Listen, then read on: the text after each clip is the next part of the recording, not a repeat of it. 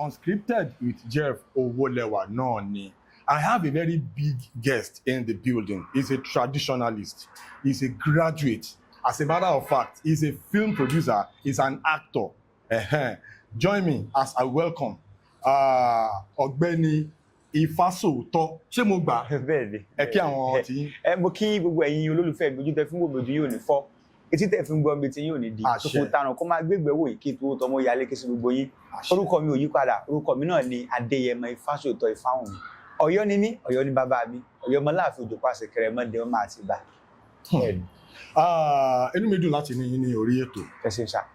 Torí ẹ wà lára àwọn tí wọ́n máa ń project ìṣẹ̀ṣe, our traditional religion. Elédùmarè ni. And you are educated, so you are a perfect advocate of traditional religion. Now, I'm lè relate on that level dáadáa, inú mi ṣe ń dùn. Now, ṣé inú ìṣẹ̀ṣe ló bí yín sí tàbí wọ́n bí yín sínú ẹ̀sìn kan kó tó di pé ẹ wá convert wọnú ìṣẹ̀ṣe? Báwo ló ṣe jẹ́ gangan láti bẹ̀rẹ̀? Látijọ́ tí wọ́n ti bí mi, mi ì lọ church rí, bẹ́ẹ̀ ni mi ì lọ sí mọ́sálásí rí. Inú ìṣẹ̀ṣe náà bí mi sí. Gbogbo ìgbésí ayé mi inú ìṣẹ̀ṣe yẹn ni mo ti ṣe gbogbo ẹ̀ tí mo dẹ̀ tún ṣe lọ́n bíbẹ̀. Wow. Now, nínú growing up yín, ẹ mọ̀ pé ìṣẹ̀ṣe náà kò kí n ṣe pé ìṣẹ̀ṣe òun náà ní different ìpele, different departments. Bẹ́ẹ̀ni. Òrìṣà oríṣiríṣi ni. Bẹ́ẹ̀ni. Èwo ni titi yín gangan nínú ìṣẹ̀ṣe? Ifá, Ògún. Basically Ifá àti Ògún yẹn ó bẹ́ẹ̀ Ifá àti Ògún. So now fún ọ̀pọ̀lọpọ̀ àwọn èèyàn tí wọ́n use mọ́ this kind of conversation, mo fẹ́ kẹ́ yànnàná àwọn kìíní yẹn. Ẹ jọ, kí ni ìyàtọ̀ nínú Ifá àti Elédùmarè? Ẹ ṣàlàyé ẹ̀ fún wa. Ifá ní ìyí ni báyàṣe, ọ̀hún ni báyàṣe, ìrònà lásìkò ọ̀rẹ́ ni sí dúfá fún ọ̀rọ̀ mi lára bó fi Elédùmarè sí bàbá. Gbà wá o Elédùmarè ìwọ la gbójúlé, gbà wá o Elédùmarè ìwọ la fẹ̀yìntì. Èèyàn kì í gbójúlé Elédùmarè kò jó tí ni. Ní tó jẹ́ kí n kọ́kọ́ kí Ifá ẹ̀ ni wípé a nígbàgbọ́ wípé ẹnìkan ló ní ilé ayé tá a wà yìí. Okay. Bẹ́ẹ̀ ni, ẹnìkan ló ṣẹ̀dá ilé ayé tó ṣẹ̀dá òde ọ̀run. Ẹni tó ṣẹ̀dá ilé ayé yẹn tó dẹ̀ jẹ́ wípé kò sẹ́nì kankan tó nímọ̀ nípa rẹ̀. Àfàwọn tó bá yà fẹ́ kán wá wò nìkan. Tàlẹ́ni tó ṣẹ̀dá ilé ayé yẹn, òun ni Elédùmarè. Okay. Ifá táwa ń sọ yìí, Ifá jẹ́ ọ̀rọ̀ pọ́nna. Pọ́nna in the sense that it is a polysemous word. Okay. Lápọn bẹ́ẹ̀ ni ẹ sọ̀rọ̀. No, ẹ máa ṣe tí yín lọ. Okay. Pọ́nna in the sense that it is a polysemous word, ọ̀rọ̀ tó ní ju ìtumọ̀ ẹyọ kan lọ. Polysemous word. Ọ̀rọ̀ tó ní ju ìtumọ̀ ẹyọ kan lọ. Ifá gẹ́gẹ́ bí ọ̀rọ̀ ẹnu Elédùmarè, wọ́n sọ wípé wọ́n ń kí Ifá lẹ́nu. Okay. A dẹ̀ tún máa ń lo Ifá gẹ́gẹ́ bí ọ̀rọ̀ arọ́pò orúkọ fún Ọ̀rúnmìlà. Mo mọ̀ pé ibi tẹ́ ẹ̀ ń lọ ní ọ̀rọ̀ Ọ̀rúnmìlà yẹn gẹ́gẹ́ lẹ́sọ̀ So Ifá a tún máa ń lò dípò Ọ̀rúnmìlà. Torí pé Ọ̀rúnmìlà ló ní Ifá, wọ́n dẹ̀ lẹ́ni tó lẹ́rú ló lẹ́rù, ẹni tó lẹ́rù náà ló ní ẹrú. Wọ́n á máa forúkọ dúkìá èèyàn, property èèyàn, portfolio èèyàn, wọ́n á máa fi pe èèyàn. Náà ṣe ń pe Ọ̀rúnmìlà ní Ifá. So Ọ̀rúnmìlà táwa ń sọ, tá a tún pè ní Ifá yìí jẹ́ ìkan nínú irúnmọlẹ̀ Elédùmarè. Tí Elédùmarè rán wá sílé ayé gẹ́gẹ́ bí ẹni tí ó bóun tukọ̀ ilé ayé tó fi máa dùn tí gbogbo á fi kán ṣe. Ṣé ọ̀pọ̀ nǹkan bẹ́ẹ̀ tá à ń pè ní division of labour, ìpín iṣẹ́. Now Elédùmarè try láti pín ètò ṣíṣe ilé ayé pé kó má bàa kí ó má yẹ pé nìkan ló máa ṣódà gbogbo n tó jẹ́ responsibility yẹn. A mọ̀ pé Ọbàtálá àwọn náà wà in charge of creation. Ọbàtálá Àjàlá Alámọ̀. Okay. Ọ̀rúnmìlà òun ni the father of wisdom, bàbá ọgbọ́n. Bàbá ọgbọ́n. Ní tó jẹ́ ọgbọ́n, ìmọ̀, òye ilé ayé ọwọ́ Ọ̀rúnmìlà ló wà. Kíní ẹ̀ ló wá máa ń jẹ́ ká ṣe, kíní ẹ̀ ló jẹ́ ká fún Ifá ní oríkì wípé Ifá ni ohun ẹnu Elédùmarè. Okay. Tó wà fún ìtọ́sọ́nà, ìdarí, ìmọ̀ tó tọ́ yàtọ̀ sí nǹkan tí ò tọ́. Tá a fi fún Ọ̀rúnmìlà bára àgbọnmìrègún fún àǹfààní gbogbo ọmọ èèyàn. So meaning that Elédùmarè lẹni tí ó nílé ayé. Ọ̀rúnmìlà wà nínú nǹkan nínú àwọn irúnmọlẹ̀ tí Elédùmarè ní kó lọ rí bóun control n tó jẹ́ affairs ilé ayé. Bẹ́ẹ̀. Now, growing up yín mo fẹ́ ká touch ẹ̀ lórí torí ẹlòmíì tó máa bí sínú Islam a lọ lé kéwú a mọ̀ kéwú a máa ṣẹ̀sìn a máa kírun ẹlòmíì tó máa bí sínú ẹ̀sìn Christianity a máa lọ church a máa ṣe oríṣiríṣi growing up yín báwo ni torí bẹ́ẹ̀ ṣe ń sọ yẹn mo ti ń imagine àwọn nǹkan tí ẹ go through àwọn ìlànà tẹ́ là kọjá gẹ́gẹ́ bí ẹni tó bí sínú ìṣẹ̀ṣe gangan. Báwo ni ẹ ṣe dàgbà tó fi ojú yín mọ sínsìn ìṣẹ̀ṣe ẹ̀sìn àbáláyé? Ṣé rí dídàgbà mi experience yín dídàgbà mi ṣé mọ̀ ayé ṣẹ̀ṣẹ̀ ń dáàbọ̀ báyìí ni o. Okay. Because ẹ jẹ́ kí n sọ pé sorry ayé ṣẹ̀ṣẹ̀ ń bàjẹ́ báyìí ni o. Ayé ṣẹ̀ṣẹ̀ ń bàjẹ́ báyìí ni o. Kí lẹ rí? N tó jẹ́ kí n sọ bẹ́ẹ̀ lélẹ́yìí ní bí 20 ọdún sẹ́yìn. Okay. 20 years ago, 50 years ago, the kind of community tí oníṣẹ̀ṣe àti Muslim and Christian tí wọ́n jọ ń gbé ìfẹ́ wà nígbà yẹn. Bẹ́ẹ̀ ni ìfẹ́ wà because ọ̀pọ̀lọpọ̀ àwọn tó ń ṣe nǹkan yẹn nígbà yẹn ojú tí wọ́n fi ń wò ṣe titi ẹ kí n ṣe tèmi so ó jẹ́ kí everybody lè jọ grow papọ̀ ní àdúgbò tí kan kò dẹ̀ jíra wọn lọ́wọ́. Ṣé mọ̀ pé at a point ní ìgbà àwẹ̀ wọ́n pe ọkàn ní tefsir ní ìmọ̀ bẹ́ẹ̀ máa ń pronounce ẹ̀ wáàsí tó máa ń ṣe ní ìrọ̀lẹ́ àwẹ̀ ṣé mọ̀ pé a máa ń lọ síbẹ̀. Gẹ́gẹ́ bí oníṣẹ̀ṣe máa ń lọ bẹ̀. Èmi máa ń tẹ̀lé àwọn ọ̀rẹ́ tèmi lọ àwọn ọ̀rẹ́ mi tó ń jẹ́ Muslim ẹ̀mọ̀ ọmọ kékeré a máa gbá bọ́ọ̀ ẹ̀ṣẹ̀ àti dọ̀tí a dẹ̀ mọ̀ pé tá a bá dé mọ́sálásí nírọ̀lẹ́ wọ́n á pín àkàrà ọsàn nǹkan so máa tẹ̀lé àwọn ọ̀rẹ́ mi lọ mímọ̀ nǹkan tó ń ṣe ń bibẹ̀ a kàn máa jókòó so ilẹ̀ kẹfà mi màá dọ́gbọ́n fẹ́ tọ́jú ẹ̀ sábẹ́ aṣọ. Okay, àti kékeré ló máa wà lọ́wọ́ yín. àti kékeré ni màá fẹ́ tọ́jú ẹ̀ sí odùrí àbí. Ilẹ̀kẹ̀ òtútù ọ̀pọ̀n. Ó yàtọ̀ sódù. Ó yàtọ̀ sódù. Ẹ má bínú ẹ máa bẹ́ tó lọ. Màá fẹ́ tọ́jú ilẹ̀kẹ̀ sí abẹ́ aṣọ. Kẹ́ lè rákàrà yẹn jẹ. Kí lè rákàrà yẹn jẹ tọ́ọ̀tì tèmi ni pé tó máa ti rákà eré ilẹ̀kẹ̀ fá lọ́wọ́ mi wọ́n ní fún mi ní oúnjẹ wọn ní fún mi.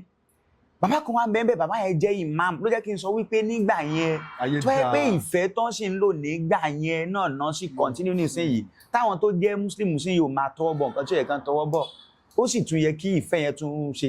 Bàbá yẹn ṣe wọn pé èmi ni bàbá yẹn máa kọ́kọ́ fún. Bàbá yẹn á ní Ifásòtọ́ má ti ilẹ̀kẹ̀ rẹ bọ́wọ́ yọ jáde ọwọ́ náà ni kò fi gbà. Bẹ́ẹ̀ ni bàbá yẹn á ní ọwọ́ yẹn náà ni kò fi gbà. Tó bá fáwọn yòókù tán jẹ́ Muslim ní méjì wọ́n á fún mi ní 4. Bẹ́ẹ̀ ni wọ́n á fún mi ní 4. So later mi ní ti ilẹ̀kẹ̀ mi ní ti bọ́wọ́ mọ́. Ẹ ti wá free. Mo ti wá free màá wá jókòó báyìí. Nígbà yẹn wọn ò ní ṣe wáàsí láti fi tako bẹ́nìkan ṣe bọ yóò wọná wọ́n á ṣe àwọn wáàsí wọ́n á ṣe kíní yẹn wọ́n á ṣe straight neutral on a neutral level wọn ò ní ṣe láti pé bóyá kan fi tako èèyàn kan you know wọ́n á ṣe kíní yẹn débi pé tí bàbá yẹn ò bá wá rí mi nírọ̀lẹ́ wọ́n á tún béèrè mi but later ṣe mọ̀ pé wọ́n ní àyà gbọ́n ògúngbè gbọ́n àyà ń tiro ògúngbè ń bẹ̀rẹ̀ so ẹni tó jẹ́ bàbá fún mi wọ́n jẹ́ kí n mọ̀ wípé sórí èyí tí wọ́n ń ṣe àkàrà mẹ́rin tẹ́lọ́ ń jẹ yẹn but ọmọ kékeré a fẹ́ explore but àwọn dájú wa náà torí ẹ̀ kan já wa ní pàṣán bóyá tó yẹ pé bá lù mí ní pàṣán ó ṣeé ṣe kí n wò pé àkílẹ̀ ń lù mí pàṣán sí ẹ jẹ́ kí n ṣe ní learning by discovery ẹ jẹ́ kí n mọ nǹkan tó tọ́ yàtọ̀ sí nǹkan tí ò tọ́ ibẹ̀ ni mo ti wá discover wípé nǹkan tó ń sọ lọ́dọ̀ wọn Ifá sọ fáwa náà.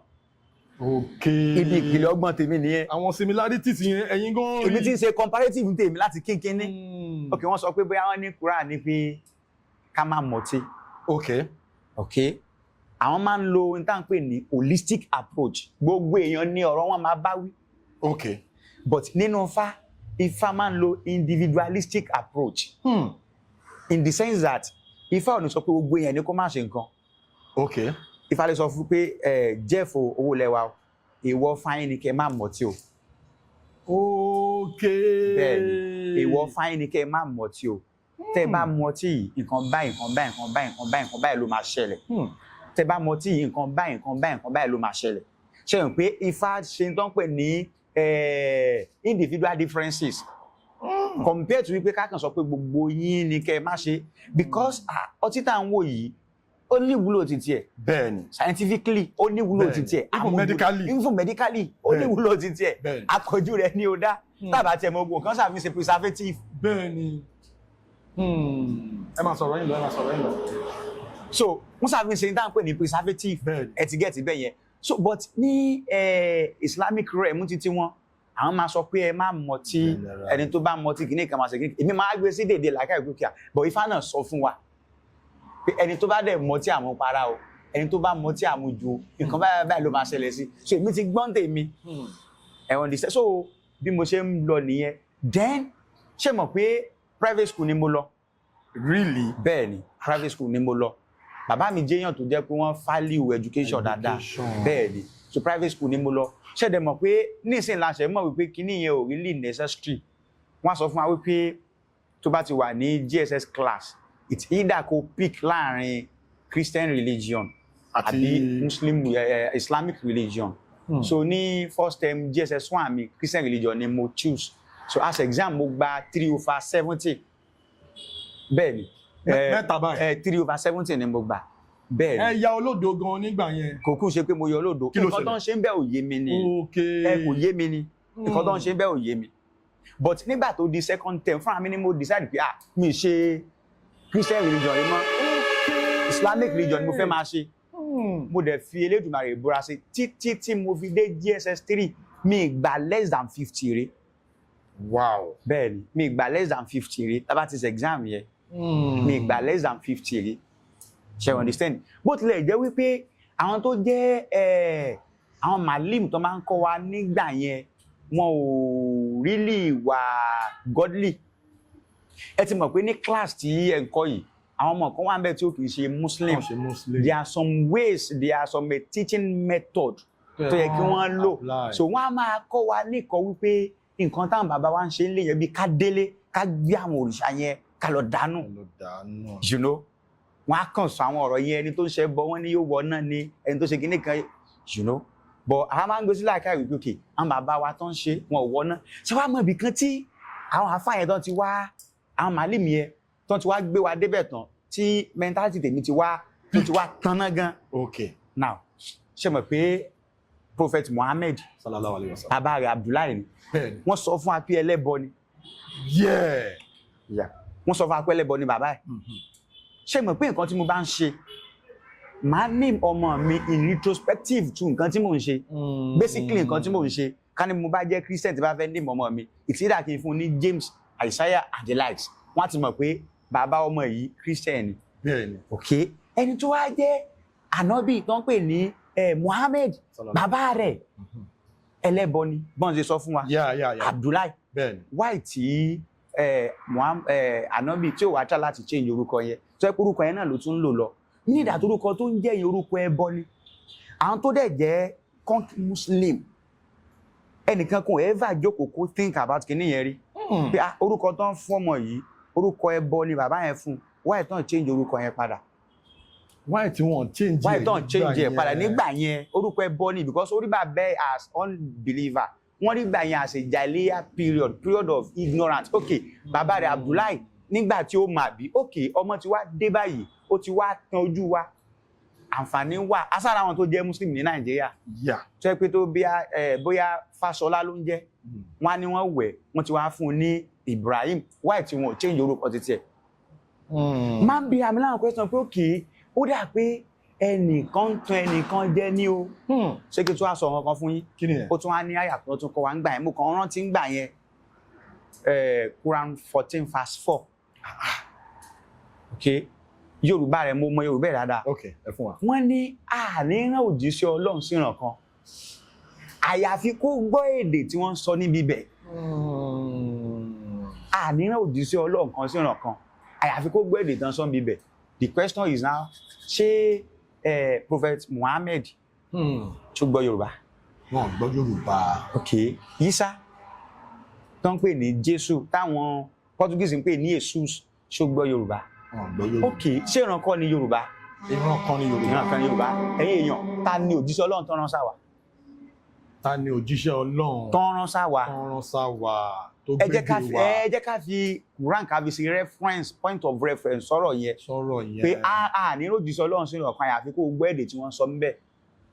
Suratul Ibrahim ni. alayhi salatu wasalam ọ̀rọ̀ yín ó deep ju bí mo ṣe lérò lọ.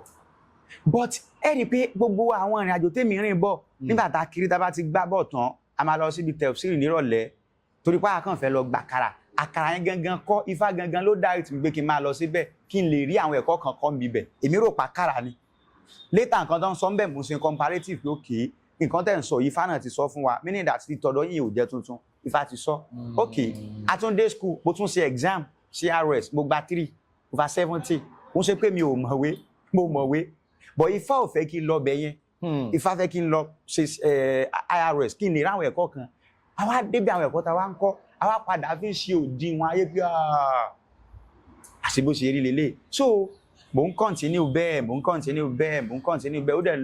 ó dẹ̀ lọ most of àwọn school tí mo lọ sí NCE Teacher Training College ní there was a day tó jẹ́ pé ìyá kan torí pé orúkọ mi Adéyẹmọ Ifásòtọ́ Fáwùnmí torí pé orúkọ yẹn ó dẹ̀ ní get out kí ni mo ṣe máa lọ tó sẹ́yìn ṣé kí n má kọ́kọ́ fún yín. kí ni ẹ sà. ìgbà tí mo wà ní 200 level ìyá yẹn ní issue kan pẹ̀lú ọmọ wọn mi ò sọ eléyìí torí pé it is not ethical but mo ní láti sọ fún akálẹ̀ mọ̀ wípé ta ni Ọlọ́run. ẹnìkan wá jà láti pàrídìí àyẹ̀ pé nǹkan tó ń sọ ọmọ yín yìí o tẹ́ ẹ̀ bá ní ń rò wípé bóyá kínní ẹ try kẹ wá àwọn oníṣẹ̀ṣe wọn láwọn ò mọ bí kankan ẹni ẹ lóhùn mọ ọmọ kan pé in fact ọmọ kan gan bẹ nínú school wa yìí tẹ́lá ní wò pọ́ ọmọ kékeré ni màtán máa mú wọn dé ó dọ̀dọ̀ mi. tọ́n ti ní kẹ́ get out. tọ́n ti ní kí n get out but babaláwo kì í ṣe bẹ́ẹ̀ Ifá fi ń dán pè ní wà pẹ̀lẹ́ kọ́ wa. òkè ó ti lé mi dànù ó tún wá padà wá need help mi. ṣé o pé tí nǹkan téèyàn ń ṣe téèyàn bá nígbàgbọ́ nínú ẹ̀ so many things téèyàn ti rí láàrin àwọn èèyàn get out wá ti wò pé ṣé nǹkan tí mò ń ṣe yìí so make sense ok nígbà téèyàn wà ní secondary school téèyàn wà lọ́mọ kékeré tí mind èèyàn tó wà fragile tó yẹ kí wọ́n lè change ẹ̀ àwọn àfáà wọn á máa preach gbogbo kíní yẹn yóò jẹ́ kókó síyàn lórí pé kí n tí bàbá mi fi lé mi lọ́wọ́ àní ọ̀nà ni àní ni màá ṣiṣẹ́ tí nǹkan yóò bá dáa ni ó yẹ kí bàbá mi ti kúrò níbi nǹkan yìí. ṣé ẹ wá padà help woman ti. wọ́n help ẹ̀ Ifá dẹ̀ ṣe Elédùmarè dẹ̀ ṣe. kí ni reaction woman yẹn gbà tí kíní yẹn padà sọ. ó ní Ifá àdáìnù wọ́n lè láǹfààní àti máa wo interview yìí mi ní fẹ́ dárúkọ wọn bọ̀ kò ṣe pé bí mo kàn fi sọ wípé ta lọ́lọ́run. ẹ fi make a point. so mo fẹ́ béèrè nǹkan kan torí bí mo ṣe dàgbà tó yìí níwọ̀n bá ní mo jọmọ kékeré yìí growing up mi ní school primary school secondary school even tertiary institution mo fẹ́ lè sọ pé mi rí ọ̀rẹ́ tí orúkọ ẹ̀ ń jẹ́ Ifá tó jẹ́ orúkọ ṣẹ̀ṣẹ̀ gangan ìsìlá kò jẹ́ Muslim àbí kò jẹ́ Christian but ẹ̀yin sọ ń sìn pé láti ilẹ̀ yín ẹ jẹ́ kí n wá sọ nǹkan kan on this program you don't do interviews you have conversations intelligent conversations analysis now bẹ́ẹ̀ ṣe ń sọ yẹn jẹ́ kó yé wa pé àwọn bàbá yín ìṣẹ̀ṣe làwọn náà ṣe àwọn bàbá tiwọn náà ìṣẹ̀ṣe náà ni now àwọn bàbá tiwa bóyá bíi grade bíi ọwọ́ bíi ìpele bíi mẹ́rin sí márùn sẹ́yìn nínú ìtàn táwa náà gbọ́ ìṣẹ̀ṣe ló ń ṣe bàbá kan ló kàn jí gbàtàn tí Islam gbòòrò lọ́wọ́ inú Islam so láti ìpele yẹn wá sí ìpele títí wa Islam ni everybody ń ṣe now hereditary but ẹ̀yin from your family background yẹn náà lẹ ti ń bọ̀ láti ń bọ̀ bẹ́ẹ̀ ni ṣé àwọn kankan tó deviate nínú yín àwọn kan wà ó wà tẹ́gbàtọ́ dàgbàtọ́ ní pé ní ìṣẹ́ṣẹ́ ó wà báwo lẹ ṣe ń rí sí wọn báwo lẹ ṣe ń receive wọn tó máa tẹ́bọ̀dé bá wá sí family. ṣe mọ̀ pé Ifá jẹ́ ká mọ̀ wípé ó ní ohun kan tó máa ń pè nínú ògbóni náà tí máa ń pò wọ́n yẹn wọ́n á ní ìyá pé wọ́n wá o pé wọ́n wá dákun kó lọ pé wọ́n bọ̀ o dákun kó lọ pé wọ́n bọ̀ o àwọn tán ti sá kó lọ pé wọ́n bọ̀ o ìyá pé wọ́n wá ilẹ̀ ni ìyá ilẹ̀ pé wọ́n wá dákun lọ pé wọ́n bọ̀ gbogbo àwọn tí wọ́n ti sá kó lọ tán ti mórílé gbó ẹ lọ pè wọ́n padà àwa táwa ń sọ̀rọ̀ yẹn ta tún wá rá àwọn tó tún wá ń wálé tó ń wá bóyá pàdé ẹbí nǹkan bẹ́ẹ̀ yẹn a ní láti fà wọ́n mọ́ra that's point number 1. ẹlẹ́ẹ̀kejì ni pé gbogbo tí Ifá preach pátápátá ìwà ni o nínú tá a dẹ̀ ń pè níwà yìí náà ni tá à ń pè ní ìfẹ́ tiwa ìṣẹ̀ṣe ò sọ fún wa pé tọmọ kan bá tanù pé kẹ́ ẹ pátì pé kẹ́ ẹ pa wọ́n pé kẹ́ ẹ lé wọn in fact irú ọmọ bẹ́ẹ̀ gan la tún máa ń check time to time tó wà dáadáa ṣé kò sí ọ̀nà kankan ṣé kò sí gbá ṣé kò sáwo ṣé kò sí kòkò bàbá sásùn a máa ń check wọn so kò lè jẹ́ kí á torí pé bóyá ẹni yí àbí torí àbó lọ fẹ́ lẹ́sìn míì òun sára wa nù à ń segregate wọn a tún máa tún bá wọn sọ̀rọ̀ ni meanwhile wọ́n ní tí ọ̀pọ̀lọ́ ò bá wẹmi gbígbóná ó wẹmi tútù kò ní mélé tó sàn àádẹ́ nígbàgbọ́ wípé ohun tí èèyàn bá gbà lọ́sàn ọ̀sán náà lèèyàn á fi sílẹ̀ ó ní fíìmù kan tí mo ṣe ẹlẹ́rìí pin nínú fíìmù yẹn nǹkan tí mo really fi fíìmù yẹn portray Daddy Anta Laniyan àwọn náà bí mi alájì ni wọ́n. mo wo fíìmù yẹn. èmi kàn jí lọ́sàn-án gan tèmi mo ní èmi dẹ̀ bẹ̀rẹ̀ sí ní kífà èmi náà dẹ̀ kéwú according to fíìmù yẹn mo kéwú tèmi náà mọ kéwú dáadáa. tí bàbá yín bá yín po bàbá làkàdí. yes sir. èmi kàn jíjọ́ kan mo kàn di pé mo bẹ̀rẹ̀ sí ní pògèdè falẹ́nu mi mọ bó ṣe jẹ́ débi pé ọ̀pẹ̀lẹ̀ tí mo ń lò nu fíìmù yẹn according to that story bàbá kan ló kàn fún èmi. mo bẹ̀rẹ̀ sí ní gbélẹ̀kẹ̀ sọ́rùn ṣé mọ̀ inú ń bí aláàjì tó jẹ́ bàbá mi unfortunately nǹkan tèmi ṣe fàlàjì n tí aláàjì náà ṣe fún bàbá wọn bàbá tí wọn náà olúwo ni. àsọdàkúdà ìyá bẹ́ẹ̀ ni. kálẹ̀ mọ̀ pé à ń tẹ̀lé yín à ń fọ́lò yín gan. ṣé mọ̀ so unfortunately nǹkan tí aláàjì tán Ifá ṣe yìí tó ṣe fún bàbá ẹ̀ olúwawo lẹ́yìn náà padà wá ṣe fún nínú fíìmù yẹn. nínú fíìmù yẹn aláàjì wa ń sọ wípé Ọlọ́run dáríjì òun o òun fi ọmọ yìí lẹ́kọ̀ọ́ lọ ṣe kan tó bá wù meaning that tẹ́ bá wo the rate táwọn èèyàn ṣe ń jí padà wá nù ṣẹ̀ṣẹ̀ lónìí for example ẹ wo Talọ́lọ́run ẹnìkan kọ́kọ́ ló lọ ṣe ìjínrere fún torí pé àkíń ṣe ìjínrere nínú ṣẹ̀ṣẹ̀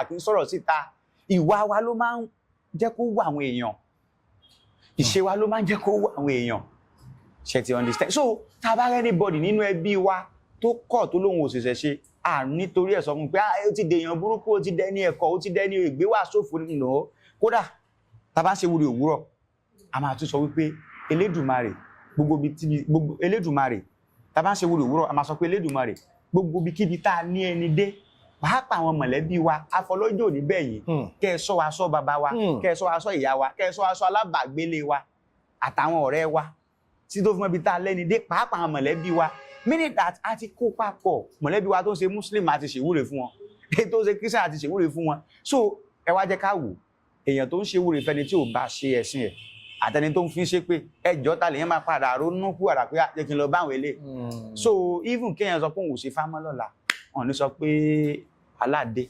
now ọ̀rọ̀ tẹ́ sọ yìí brings me to my next analysis your movies. okay. Kí n bẹ̀rẹ̀ láti bí báyìí. Okay. Kí n tó wá wọnú the nitty-gritty gangan. How did you join the movie industry? Ìyẹn ni first question. Ká tó wọnú ibi tí mò ń lọ gangan. Ṣé rí Elédùmarè ni. Okay.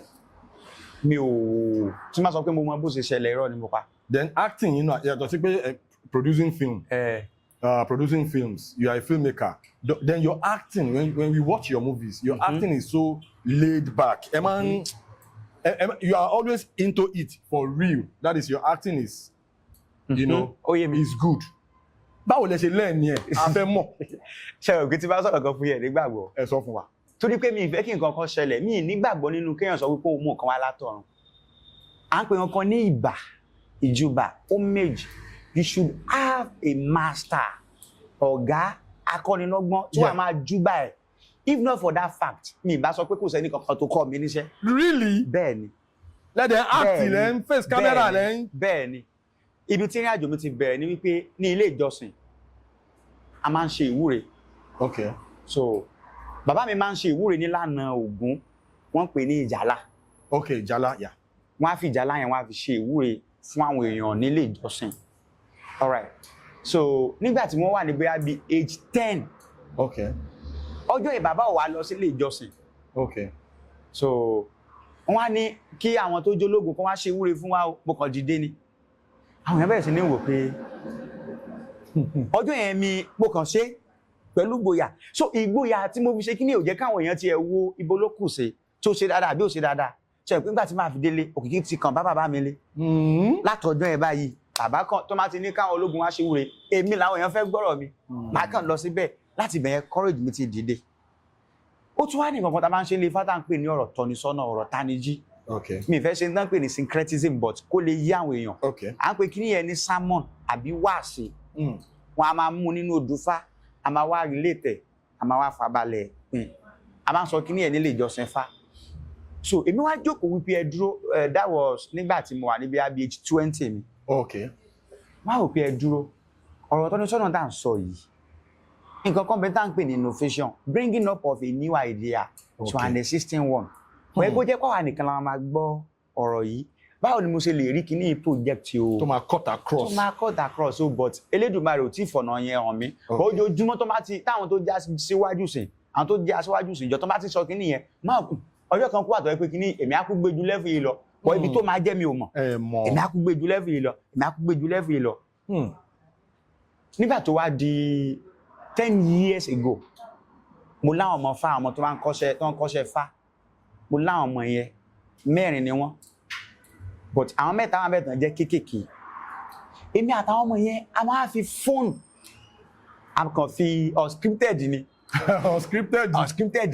ẹ ń jí mi táìtù a kàn máa mú òdùfá kan pé bí àwọn ní òdùfá yìí o kéèyàn má jalè wọn á fi ẹnìkíní ìwọ ni kò ṣe actor ìwọ ni kò ṣe boss ìwọ jalè nemesis kí ló ṣẹlẹ̀ wọ́n wá kọ́rọ̀ wọn wá sọ́dọ̀ mi èmi dàbí àgbàlagbà máa ṣe mékọ̀ bí àgbàlagbà inú wọn sọ fún mi pé ìwọ tó jalè tó ṣe lé nǹkan tó ṣe yìí ò dáa nǹkan tó ṣe yìí ò dáa mo dẹ̀ ṣe kíní ẹ lọ àwọn èèyàn dẹ̀ bẹ̀rẹ̀ sí ní like àwọn èèyàn dẹ̀ like máa ń post ẹ̀ sórí Facebook àwọn èèyàn dẹ̀ bẹ̀rẹ̀ sí ní like ok mo lè tún advance kíní ju báyìí lọ mo á ya fíìmù kan mo pè ní àṣírí ńlá èyí ọ̀kan ní DOP òun náà ní Sandman òun náà ní editor òun ló ṣe gbogbo nǹkan unfortunately àṣírí ńlá yẹn it is a story tó good story ní bọ̀ torí pé àṣẹ dáadáa technically kò sound you know but ní ojú tèmi gbà yẹn mo believe pé that is my best ṣe wọn pé nígbà tá a ya kíní yẹn tán tó bá sọ pé hard drive ó ti bàjẹ́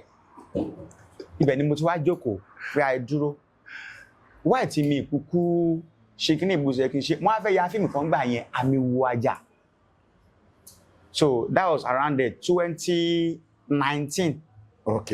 So ibẹ̀ ni wọ́n ti wá pé ọ̀rẹ́ mi kan pé wá wọ́n máa ń tẹ̀lé àwọn onítíátà káàkiri onítíátà wo ló wà lọ́yọ̀ọ́ tó lè tí mi àtẹ́lẹ́jọ́ ṣe papọ̀ ló ṣe introduce ẹni tó jọ́gà mi Òkìkí Adésínà Ìjọmọ́lẹ̀ ọmọọṣẹ́ Ọ̀gá Òjò.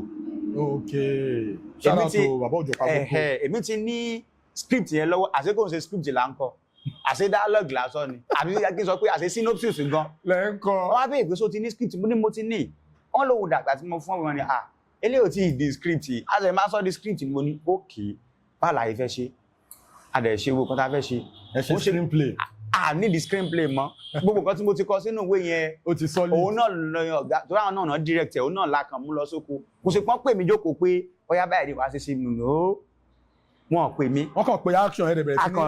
mo dẹ̀ kàn bẹ̀rẹ̀ lọ́nà ni. without looking into the lens. yéé ẹ lè wo fíìmù yẹn Àmì Wo Ajá. ẹ maintain continuity. yéé ẹ ṣe long shot ẹ ṣe. gbogbo ẹ ni mo ṣe. perfect. ó dẹ̀ wà okay. so àti bẹ́ẹ̀ lọ́gá tí wàá pè mí pé nígbà tí wàá ya fíìmù yẹn tán tọ́tù tèmi ni pé kí n kàn ṣe kí n lọ fi sí YouTube Facebook mo ṣe máa ń ṣe. ọ̀gá wa ní ìfàṣòtọ́ kíní yìí dájú kó kàn fi sí Facebook lọ́wọ́ èmi ò kí ń báyàn sanwó ná máa ń báyàn kó ọ̀rọ̀ jọ ni wàá premier fíìmù yìí àwọn èèyàn ti ń gbórúkọ ẹ tẹ́lẹ̀tẹ́lẹ̀ àwọn tó jẹ́ gbẹ́ wọ́n rò pé òun ṣeré ni níwà àwọn èèyàn dẹ̀ máa ń bu mi lóòótọ́ wọ́n rí mi bí oníranù bí ẹni tí òun kan tó ń ṣe. ẹgbẹ́ àwọn guest artist wọnú fíìmù tẹ̀sán. Ọ̀gá Òjò wà ń bẹ̀ àwọn náà jẹ́ guest tó wà ní peak jù ọ̀gá mi wà ń bíbẹ̀ Òkìkí Ọ̀sìn Àjàmbàdàn wọ́n wà ń bíbẹ̀.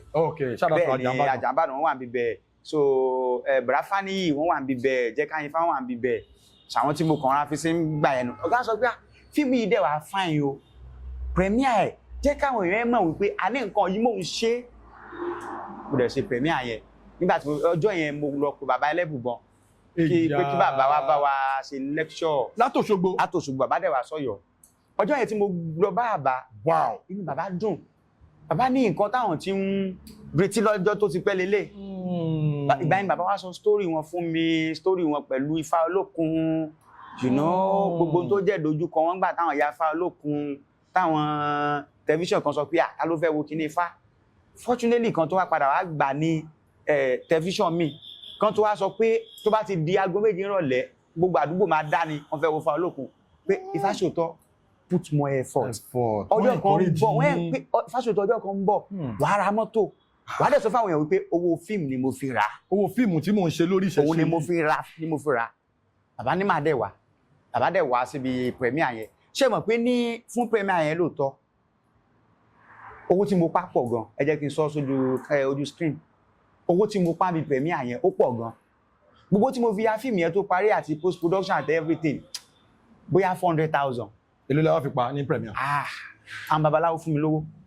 àwọn oníṣẹ̀ṣe wọn para pọ̀. no inú everybody dùn gan wọ́n fún mi lówó gan kọ́lọ̀ bá mi fọwọ́n kẹ́sì sí Quadri lọ́jọ́ premier yẹn wọ́n really ṣe mọ̀ wọ́n sọ̀rọ̀ tó inspire àwọn èèyàn fún mi lówó gan.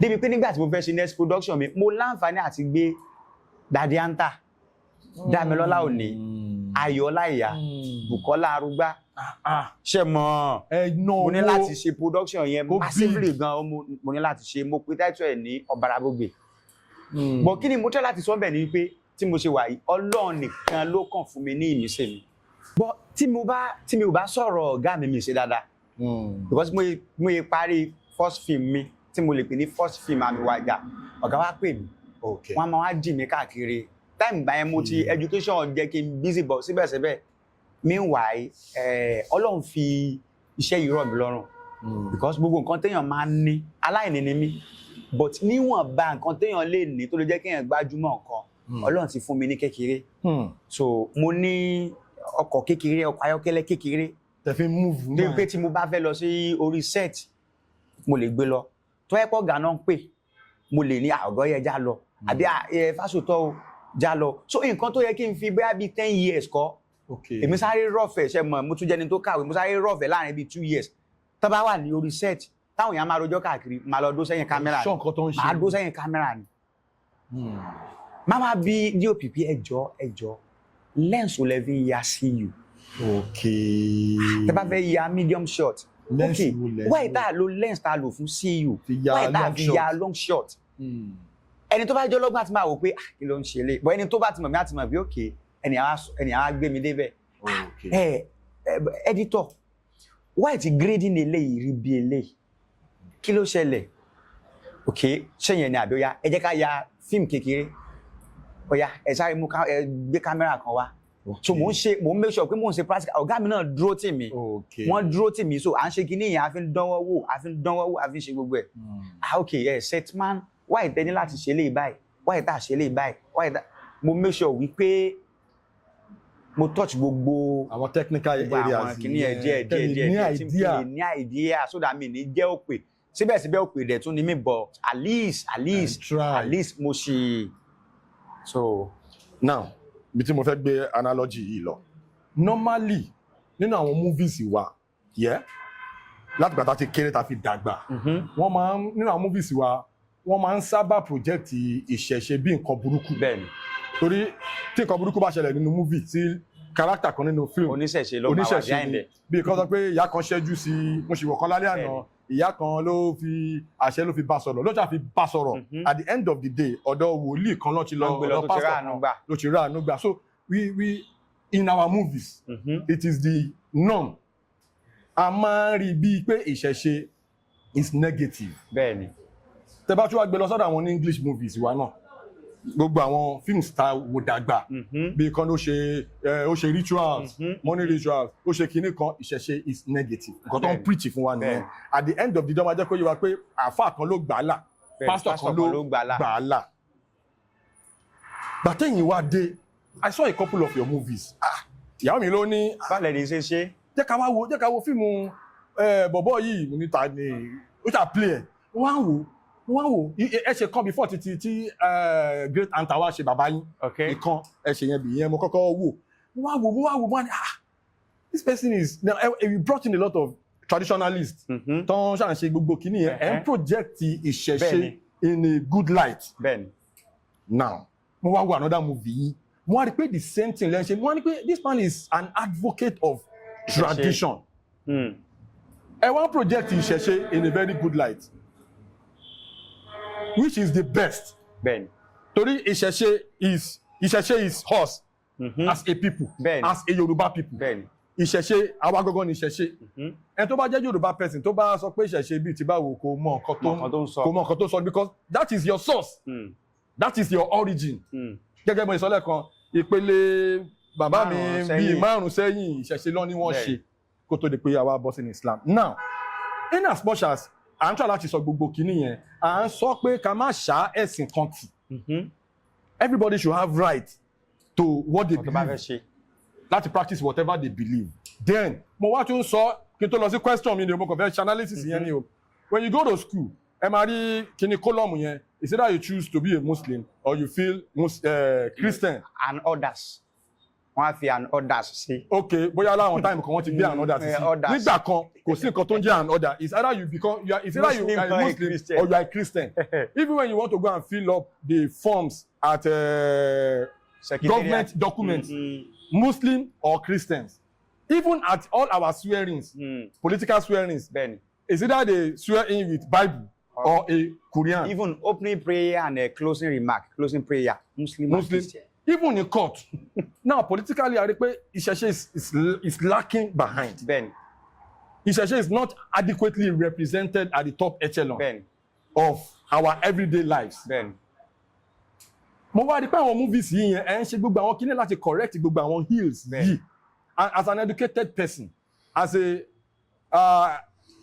ethno-botanist, Shebi, you are trying to project tradition in a bright light for everybody to see that traditional religion is not evil.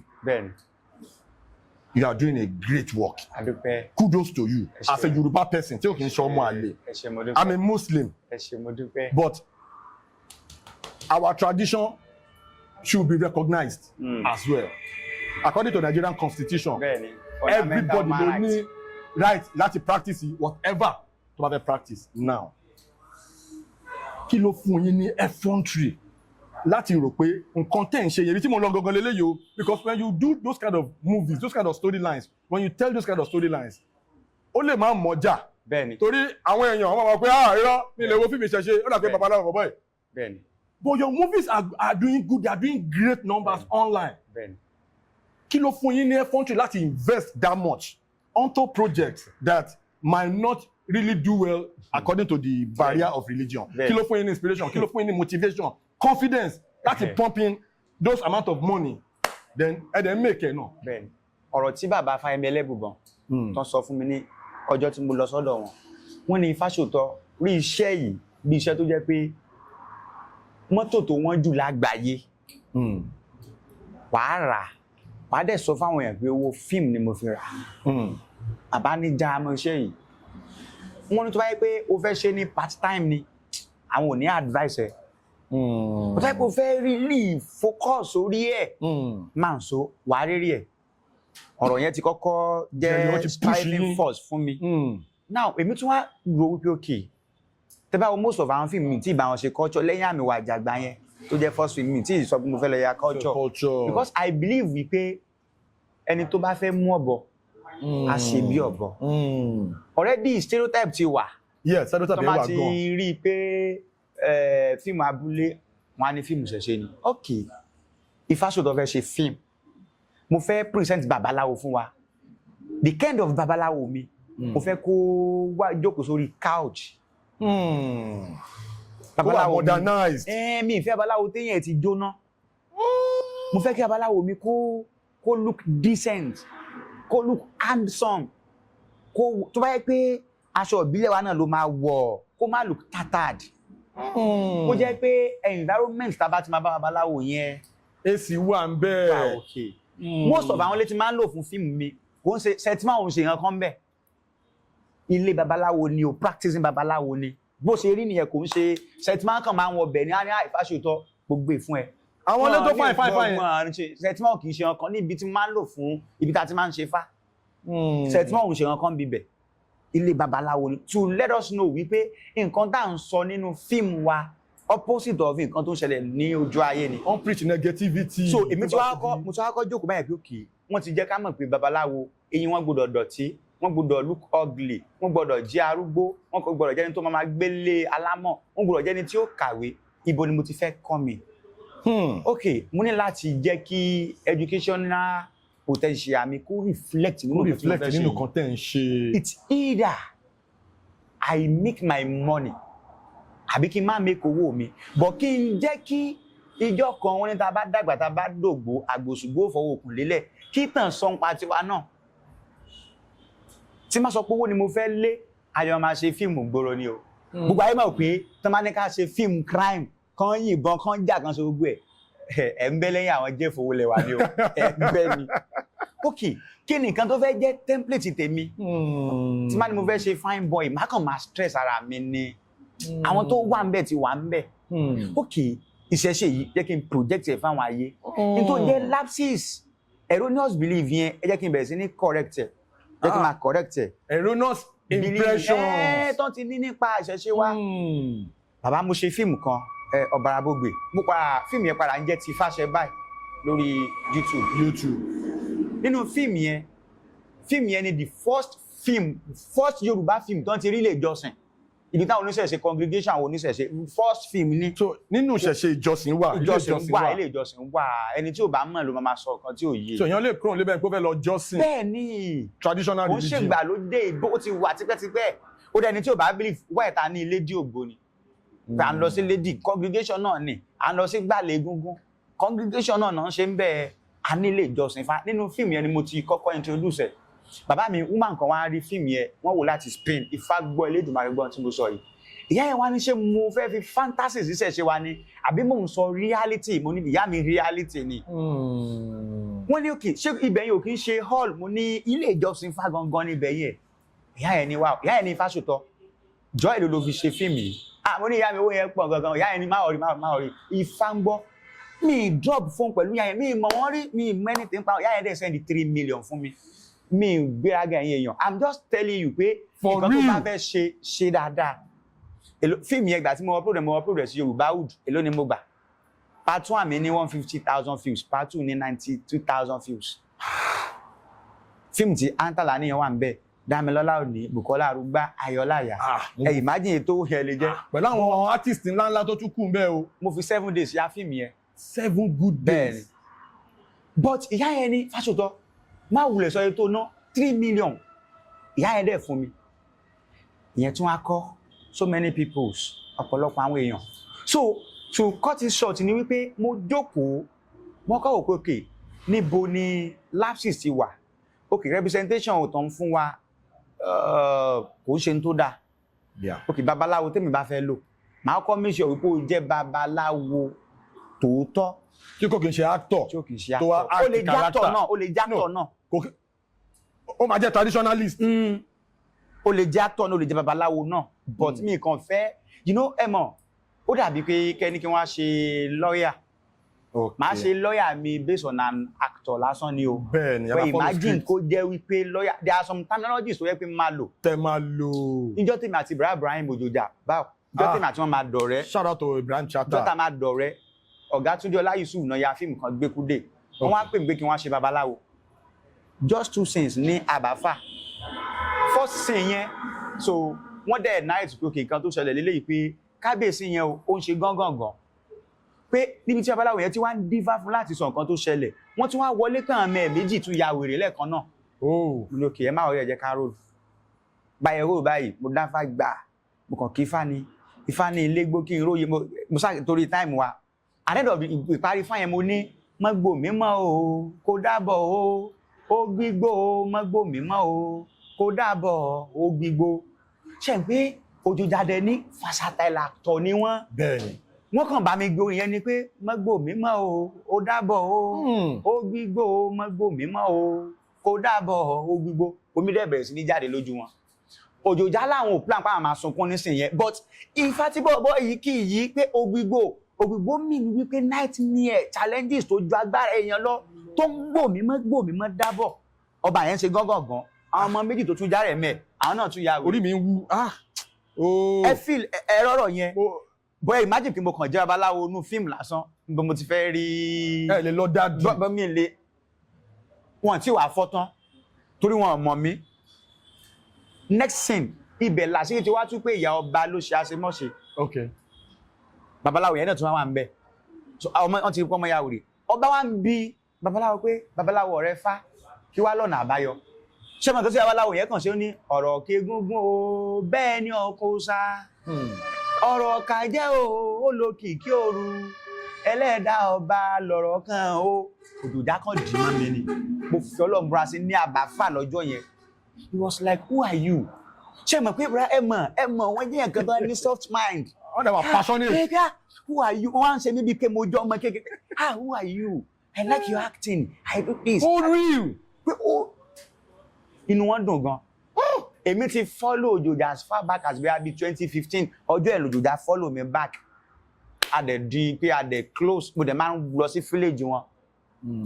ẹ get nǹkan tí mo tẹ́lá sọ ni pé nǹkan tí mo mọ̀ tó yé mi mo ti wo lapses yẹn so tẹ́mi gangan bá fẹ́ ṣe fíìmù mi ẹni tí ò kì í ṣe babaláwo mi ní cast ẹ̀ síbẹ̀ kò ní fún mi ní nǹkan tí mo fẹ́ mo dẹ̀ fẹ́ kí kíní ìkú real tẹ́mi gangan bá dẹ̀ fẹ́ ṣe babaláwo fúnra mi mo ti mọ̀ pé kí mo fẹ́ ṣe babaláwo mi okay office mi nìyẹn so alákọ̀ọ́ mo ṣe feasibility studies pé kí nìkan tá a lack wọ́n represent wa lọ́nà tí ò dáa láwọn ọ̀nà wo ilé tó ń fún babaláwo ò dáa babaláwo máa pín yín babaláwo ló lé gidi náà babaláwo máa pín yín òun lélẹ́yìí like babaláwo ni mí for real professionally kò ń ṣe pé bóyá kíní. lẹgbẹ́ mọ́tò ńlá yẹn wá. do you get it.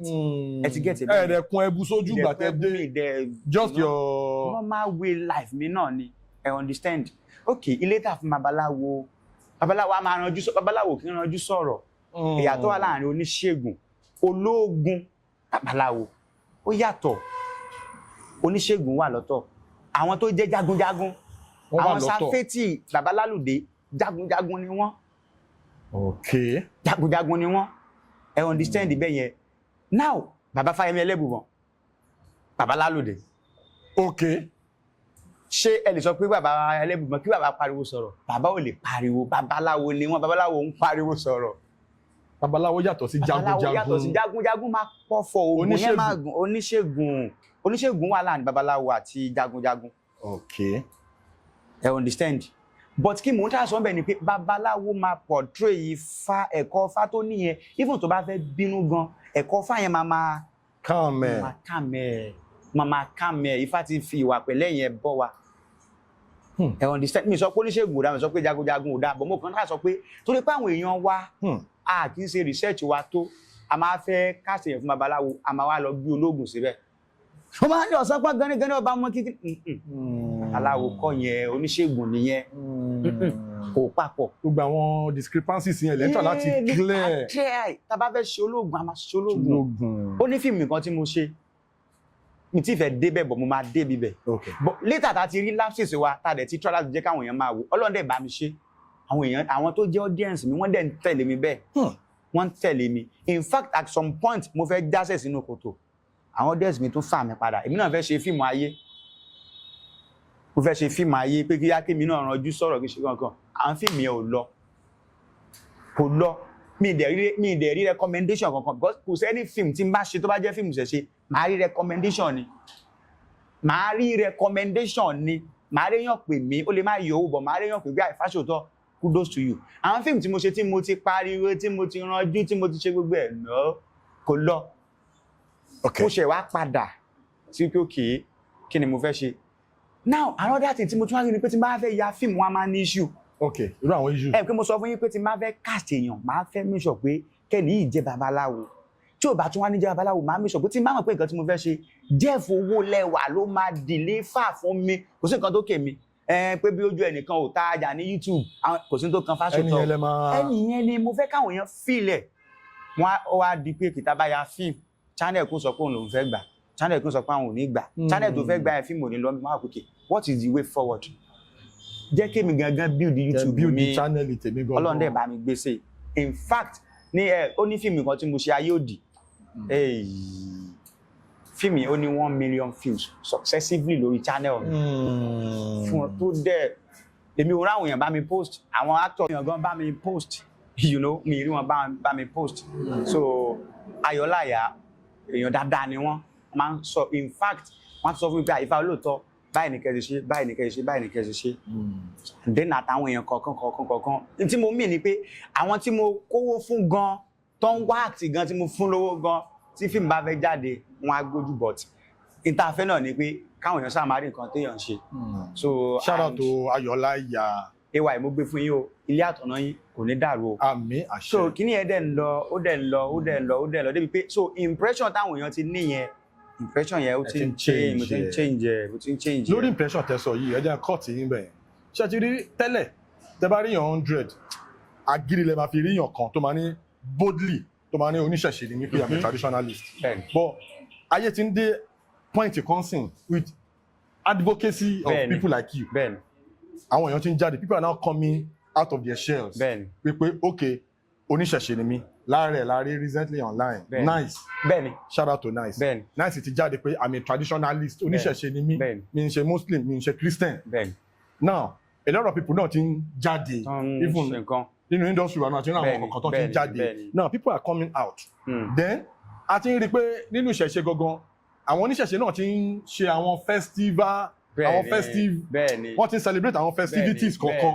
ẹ jẹ́ kí n put ẹ̀ bẹ́ẹ̀ máa náà fẹ́ ṣe ọdún fún níbì kan èrò máa wá síbi àwọn máa wá from all over the world now with people like you advocacy with people like Tani Olohun shout out to Tani Olohun with people like Tani Olohun you guys are projecting ìṣẹ̀ṣe in a very good light so people are now embracing it àwọn tó ti embrace it don hide tẹ́lẹ̀ they are now coming out wọ́n ti ń jáde ń sìn then ó wá láwọn kankan tèmi fẹ́ highlight ṣẹ́tìrí ìṣẹ̀ṣe traditional religion is not adequately represented at the top echelon politically and politically ló lè ṣe ẹ jẹ́ n fẹ́ ṣe analysis kékeré kan kí tó ama point mi in l'Amẹ́ríkà wọ́n ṣe àwọn fighters àwọn boxers wọ́n ṣe there is a law tí wọ́n ṣe Muhammad Ali Act Muhammad Ali Act yẹn it's actually in American constitution that part of that constitution that law is basically for fighters to fight for the interest of fighters basically bóyá boxer ni bóyá MMA ni wrestler ni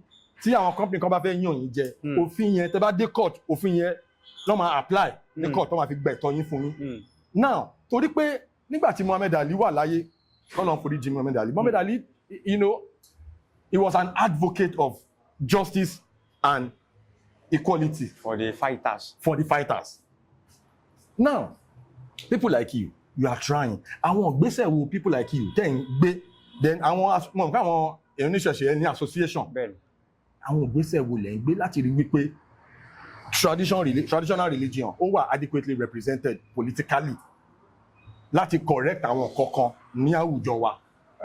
mo like ìbéèrè tẹ́ béèrè yẹn but nǹkan tó wà níbi ìbéèrè yẹn ni wípé mi ní lè sọ jù because wọ́n ní orúkọ tá a bá fẹ́ sọ mẹ́ni inú ẹni ló máa gbé but mo fẹ́ kẹ́ mọ̀ wípé oníṣẹ̀ṣe we are trying ara reflection energy wa náà ni ìṣẹ̀ṣe dé ìṣẹ̀ṣe dé public holiday ó wà reflected ní Ọ̀yọ́ state Ọ̀ṣun state Ọ̀yọ́ state Lagos state Ọ̀yọ́ state ti ní ìṣẹ̀ṣe dé now turn every August 20 tó máa declare public holiday officially bẹ́ẹ̀ ni Ọ̀yọ́ state Lagos state Ọ̀ṣun state Ogun state bẹ́ẹ̀ ni tí wọ́n ti declare officially every August 20 gbogbo parastatals máa everybody á sinmi lọ́jọ́ yẹn just like Christmas day just like Iléyá day just like Ìtúnu àwẹ̀ day bẹ́ẹ̀ ni so RDPR advocacy yẹn nìyẹn àwọn kan náà ṣiṣẹ́ yẹn débẹ̀. but ó ṣì wà ní state level kò tí dé federal level. kò tí dé federal level nínú àwọn state wa ní south west wa Ìlọrin fọ̀sẹ̀ ọ̀pọ̀rọ̀ Ìlọrin ṣe Yorùbá làwa ṣe Yorùbá kọ́ làwa mi ní fẹ́ ká lọ síbẹ̀ yẹn but mi ò mọ bóyá Èkìtì mi really mọ stand tiwọn but as far as Ọ̀yọ́ state Lagos state Ogun state Ọ̀ṣun state every August 20 so ẹ mọ̀ pé ara advocacy kan náà nìyẹn ṣe understand then nínú àwọn tó jẹ́ advocacy wa náà ni pé kò sí nǹkan tó jẹ́ pé someone is an island of knowledge everybody lọ́lọ́run ṣe ìmọ̀ fún but ọ̀nà tó ní kálukú máa gbà fi project nǹkan tá a gbé lọ́wọ́ láti jẹ́ kí progress bá yàtọ̀. A ti ráwọn èèyàn tó jẹ́ wípé political ambition wọn wọ́n ti gbé síta because láti ìgbà tí bàbá Professor Wande Abímbọ́lá bàbá tèmi ni wọ́n àjọ agbọ́magbolé kankan náà jọ ni wá. Láti ìgbà tí bàbá ti fi òṣèlú sílẹ̀ àtúntì èèyàn tó tún ṣe pátákúntákún. Meanwhile ṣe mọ̀ pé òṣèlú leléyìí politics is not meant for man of conscience.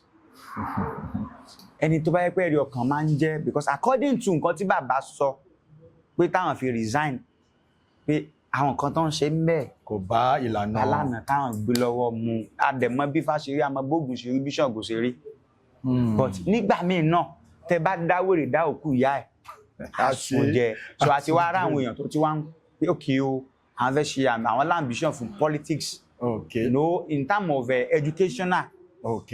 So people are now trying their energy láti wọ́n push agenda yẹn. So àtàwọn kan mìíràn pé mi ní láǹfààní àti lè sọ lórí ìlà. Now ẹ jẹ́ ká proceed sharp torí ọ̀rọ̀ pọ̀ bọ̀dọ̀ afẹ́ yà sí yẹn máa sáré pọ̀. So now àwọn kan máa sọ pé tíyàn bá wọgbódù automatically tó ti ṣẹ́fà ó máa make ẹ̀ ó máa lówó. Is it true? Bẹ́ẹ̀ni. Okay ẹ̀yàn ọ̀nà bẹ́ẹ̀ dẹ̀ tún kọ́. Ẹ ṣàlàyé fún wa. Ṣé mọ̀ pé nǹkan kan bẹ́ẹ̀ tá à ń pè ní èèwọ̀ ìpín? Èèwọ̀ ìpín, okay. Ẹni tó bá máa ń follow àwọn pep talk mi tí mo máa ń sọ wọ́n á rí i pé àwọn ọ̀rọ̀ yẹn inspiration tó lágbára ni. Ìpín wa náà ni architectural design ayé wa. So situation whereby ẹni tó jẹ́ civil engineer wa tó bá ti deviate kúrò nínú architectural design wàhálà máa dé. Okay. Àtẹ́lẹwọ́ lábálà àmẹ́ni tó kọ́ we are the architect of our destiny. Èèwọ̀ ìpín wa ló wá dàbí tó jẹ́ alátakò fún oníkálukú wa. Normally nínú ìpín mi ni mo gbọ́dọ̀ lówó, mo gbọ́dọ̀ lọ́lá, mo gbọ́dọ̀ ṣoríire. But in tó wá jẹ́ èèwọ̀ pros and cons ìpín mi ni pé mi gbọ́dọ̀ wá aṣọ pupa. Aṣọ pupa yẹn èmi kàn sọ pé wọ́n wá ní kí n má wá aṣọ pupa for instance aṣọ pupa yẹn ló wá jẹ́ hobby tèmi ló jẹ́ favourite mi. Ṣé kí mo ti ń jẹ́ èèwọ̀ pín mi. Nínú pín mi wọ́n jẹ́ kí n mọ̀ pé mi gbọ́dọ̀ fẹ́yàn dúdú. Èèyàn dúdú yẹn ni mo wá like black and shine tó gbẹ síbẹ̀ tó ṣe. Ẹ pé mo ti ń jẹ́ èèwọ̀ pín mi. But the benefit Ifá máa ṣe fún yẹn ni pé Ifá máa gbéyàn débẹ̀. Ifá tó tẹ̀ yìí o Ifá rẹ̀ sọ pé o gbọ́dọ̀ wá aṣọ pupa o gbọ́dọ̀ obìnrin dúdú o gbọ́dọ̀. Nígbà tí mi ìbá dẹ̀ ti jẹ́wọ̀ ìpín mi kí ló ní kí n má lówó. Kò ní sí ìdíwọ́. Kò ní sí obstacles lójú ọ̀nà fún mi. Gbogbo journey mi ó máa yá. But once tí hurdles bá ti wà lójú ọ̀nà. A máa tako. Lẹ́sẹ̀ máa gbọ́ pé èèyàn tó tẹ Ifá lónìí lówó wọ́n á ní ó dàbí oògùn ó dàpọ̀ mọ́ ẹ ti lọ ṣẹ́só. Kì í ṣe pé Ifá tó lọ tẹ̀yìn máa gbé wá fún but Ifá yẹn ti fún un ní in tó jẹ́ portfolio tó máa ṣí.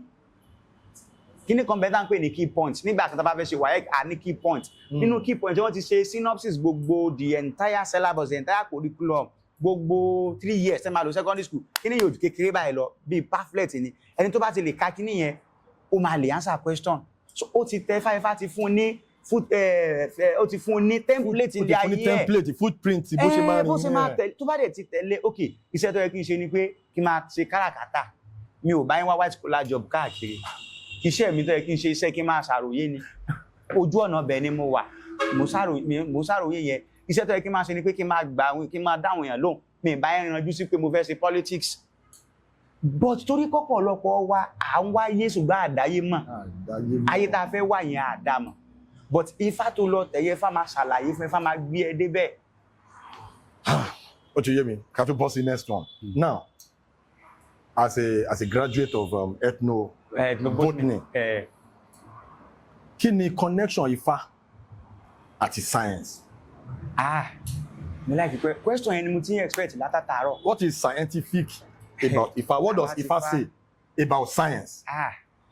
Ifá tóbi gan o ìmọ̀ tó tóbi ní Ifá o. Okay. Nínú science it is one of fragment of Ifá. Bẹ́ẹ̀ni. Ẹ ṣàlàyé ẹ̀ fún wa. Ifá dàbí aṣọ.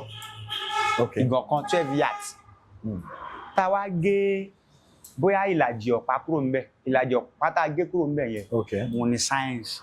Ní science. reason nìyẹn tó fi jẹ́ pé science ò ní sọ nípa Ifá, Ifá ló sọ nípa science. Science ò ní sọ nípa Ifá. Science ò ní sọ nípa Ifá, Ifá ló sọ nípa science. Ọmọ ò lè sọ tán bàbá ẹ̀. Bàbá ló sọ pé níjọ́ tá bí ọ báyìí la ṣe bí ọ, àrọ́bá lọmọ máa wá sọ. So àrọ́bá ni science ó wà sọ nípa Ifá. Nípa Ifá. Now, tẹ́ bá wò, Ifá ní law of gravity, every object That goes up. will surely comes down. Ifá dẹ̀ sọ fún wa ní Ògúndárósùn. Ifá sọ fún wa, Ògúndárósùn náà rorò bá fúnlẹ̀ yóò sọkọ lálá, lálá tó rókè ilẹ̀ ní ń bọ̀. So physics lẹ́ ń sọ. Ó ní mò ń sọ yẹn. London Ifá. London Ifá. Aha, we are getting somewhere. Wọ́n sọ fún wa, bàbá kan ò ní mọ̀, ó ní ṣe fámọ geography ni. Àwa tó wá jó nímọ̀ wá sọ pé kò mọ̀ tí ń sọ ni. Bí ti báwo.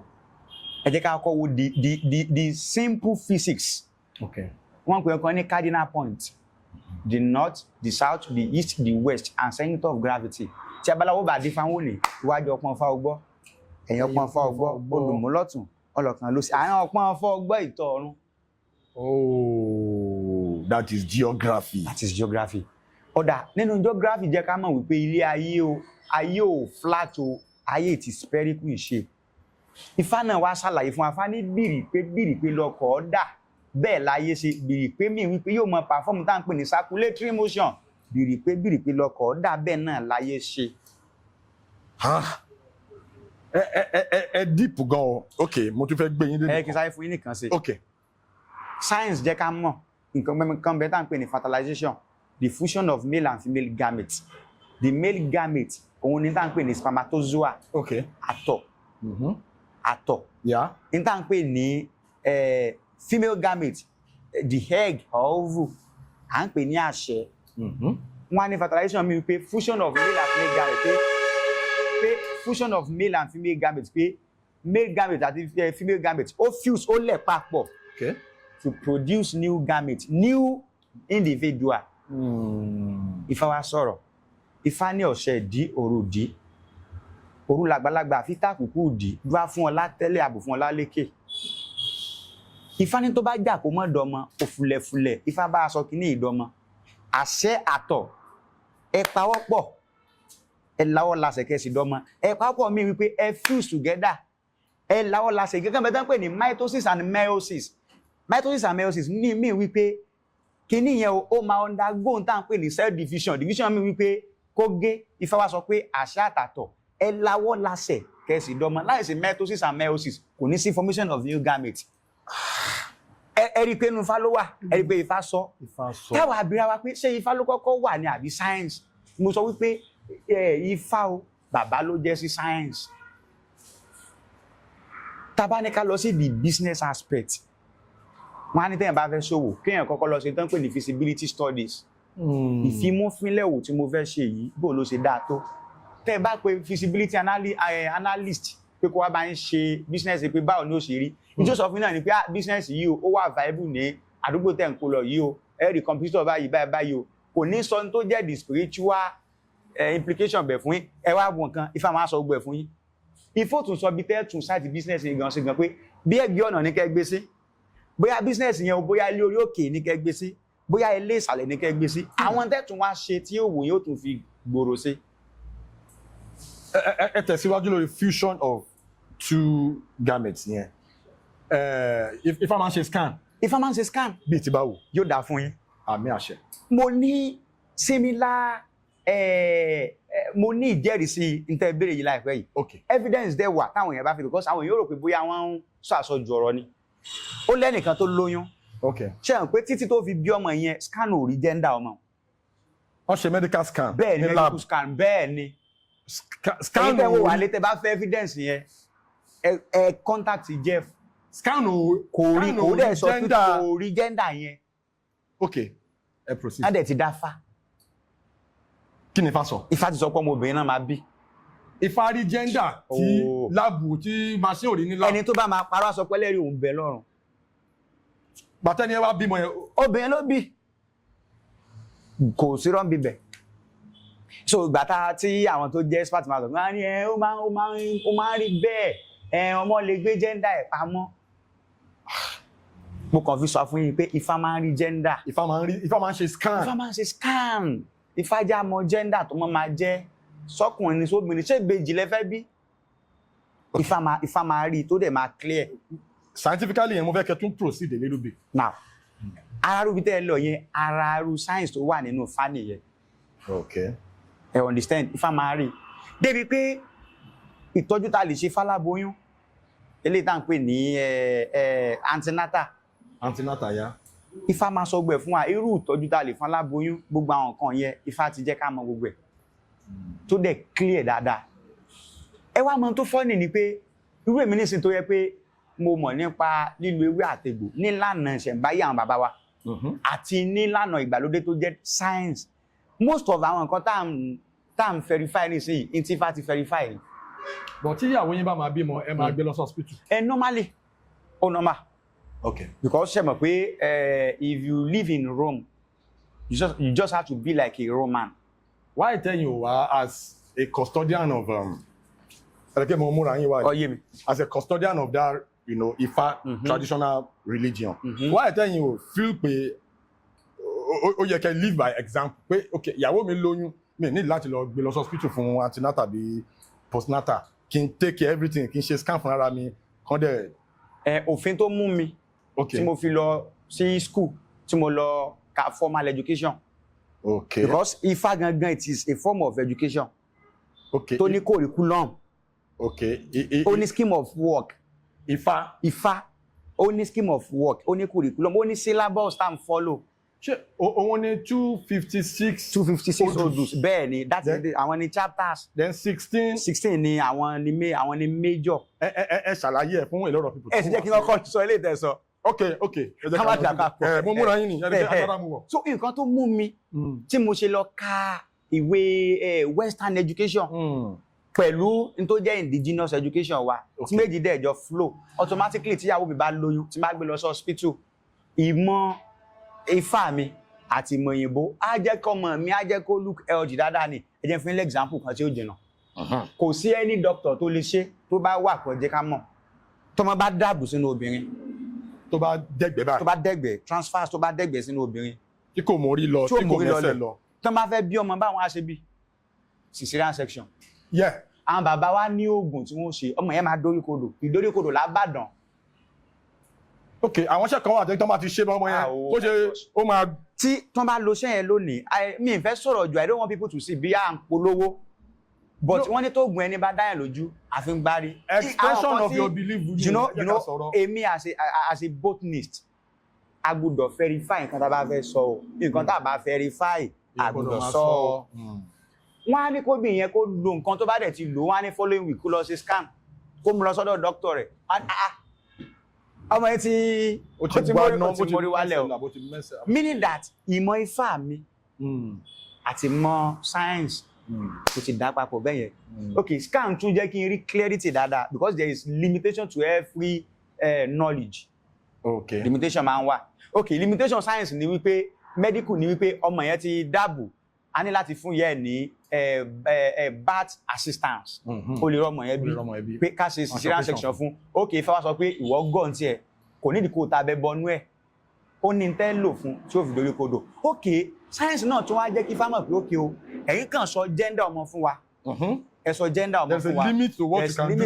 Èmi náà bàbá mi o Ifá bàbá mi o bàbá èmi science o ṣé nǹkan ọmọ yẹn dàbò kẹ́ lè tètè mọ̀ pọ́mọ tó dàbò yìí kẹ́ lè bá fún lóògùn tí yóò fi mórí wálẹ̀ ṣe rí pé science and Ifá méjì ti jọ fọwọ́sowọ́pọ̀ báyìí wọ́n ti jọ fọwọ́sowọ́pọ̀ báyìí bó tilẹ̀ jẹ́ pé bàbá wa ti máa ń kórìn àjò yẹn papọ̀ ní tiwọn ó ní àgbo tí wọ́n máa fóbìnrin lóṣù 3 ètò máa jẹ lóṣù 4 wọ́n máa sọ pé à ń gbẹ̀bí ewúrẹ́ à ń gbẹ̀bí àgùntàn wẹ́rẹ́ ni yóò bí gbogbo nǹkan yẹn ti wà bẹ́ẹ̀ but ní dáhùn tíra sọ náà ni wípé nígbà míì ayé ti lajú ní tó bá ń babaláwo tó fi lo cell phone tó fi ń lo èsì nínú ilé ẹ̀ ní tí ó bá ń bẹ nígboro ká lò ó ká tún fi kún nǹkan wa gbogbo ẹ̀dẹ̀ máa kò against ẹ̀ so tí babaláwo bá gbé ìyàwó ẹ̀ lọ sí scan kò sí nǹkan tó bá dé bẹ́ẹ̀ in fact á jẹ́ kó tún mọ kí ni next thing tóun fẹ́ ṣe pẹ̀lú ìyàwó òun tó fi máa lè ní safe delivery. Now in the course of your journey either into the movies or into your profession as a traditionalist, what is that significant challenges, that challenging experience tí ẹ lè gbàgbé mọ́ láyé tẹ́ bá rántí? Tó jẹ́ pé, you know, something that happened in the course of bí iṣẹ́ tẹ̀ ń ṣe, bí gbàyàn kan lẹ̀ táwọn kan wá attack yín, ẹ mọ̀ pé iṣẹ́ tẹ̀ ń ṣe ẹ lè túyàn lẹ̀ káwọn kan jẹ́ pé àwọn kan ló dé ẹni something like that. Kí ni experience kan tí mo ní tó rí bákan, there was a day ẹnìkan wá bá mi pé kí n dífá fóun. Ẹni ẹ̀dẹ̀ tí máa ń wá sọ́dọ̀ mi dáadáa. So torí pé ó gbà mí gbọ́ náà ló ṣe wá. Ẹni wá mú ọmọ ẹ̀ kan wá, ọmọ ẹ̀ fẹ́ ṣe wedding. Wọ́n á dífá yẹn fẹ́ wá sọ pé èmi ẹ mọ̀ pé tóyàn bá lọ sọ́dọ̀ babaláwo, ẹni babaláwo tẹ́ bá lọ sọ́dọ̀ ẹ̀ tó bá kọ́kọ́ béè lọ yín pé kí lẹ wá dífá sí, kò ṣe babaláwo tó legit. Ẹ kọ́kọ́ mú yẹn sọ yàpọ̀ ẹ̀yìn yín, wọ́n ń sọ. Wọ́n ní béèrè. Tí n bá mọ nǹkan tó ń ṣe mí, mi ní láti lọ ya scan now. Mo mọ nǹkan tó ń ṣe mí.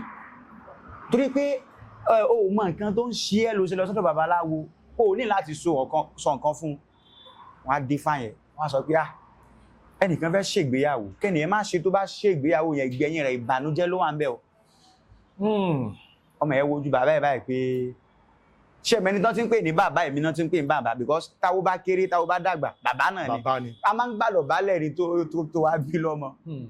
A máa ń gbàdọ̀ bá ìkúnlẹ̀ ìyá wa but à ń jẹ́ kíkí ní ẹ̀kọ́ sọ wa lórí. Àánà ti sáré.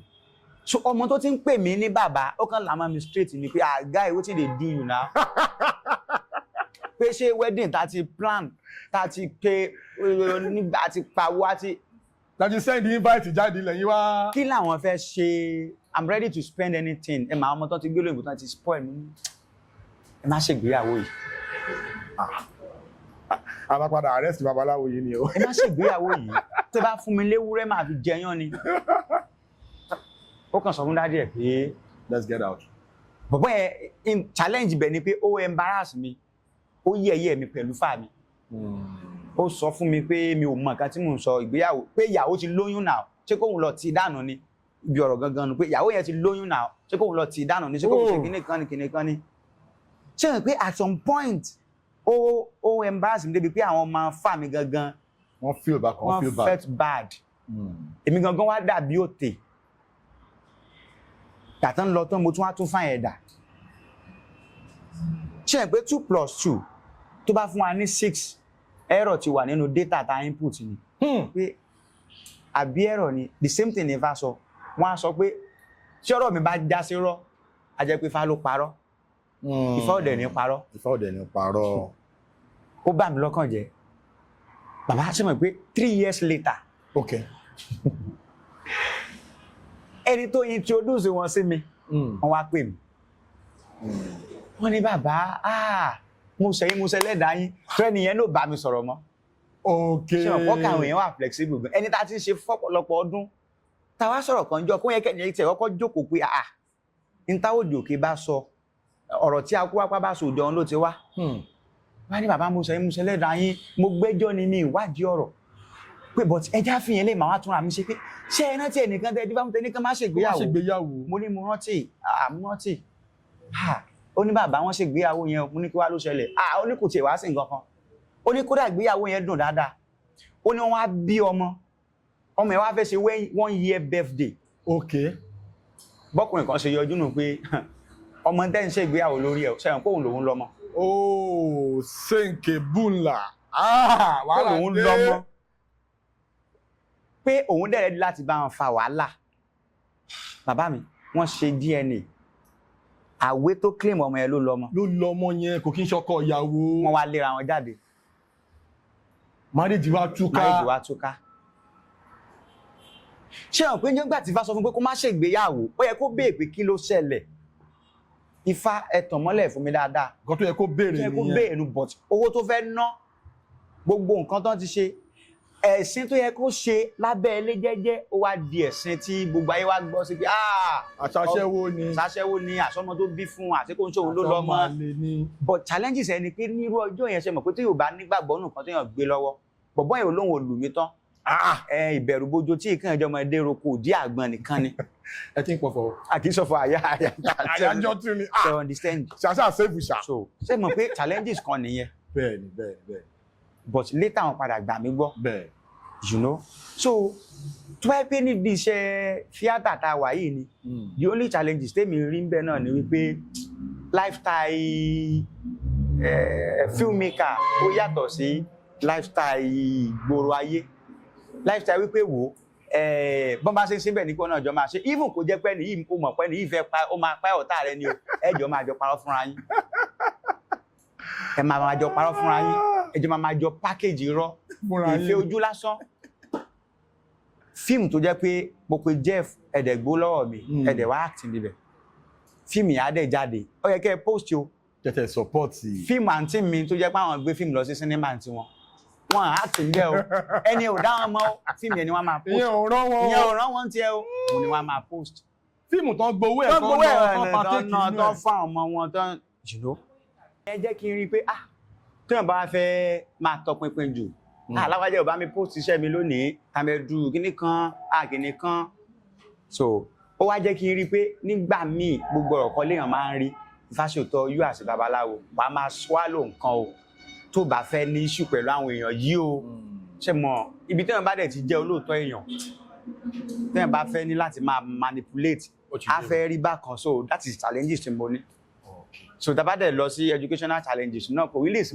much kò really ṣe much gbogbo ibi tí wọ́n bá dé wọ́n máa ń nífẹ̀ẹ́ èèyàn bí kò sí wípé ọ̀pọ̀lọpọ̀ gbà tí ẹlòmíì bá rí mi ní school tó wá gbórúkọ mi wọ́n á rẹ́rìn-ín torí wọ́n á ní bẹ́ẹ̀ ṣe dá tó yìí Ifá lẹ́ ń ṣe máa bèè pé ẹjọ́ o báwo làwọn onífá ṣe máa wọ́n ní pé ókè yẹ kí n sọ àdósọ́rùn àbí káṣọ mi yá manúkè torí pé kò yé yín náà ni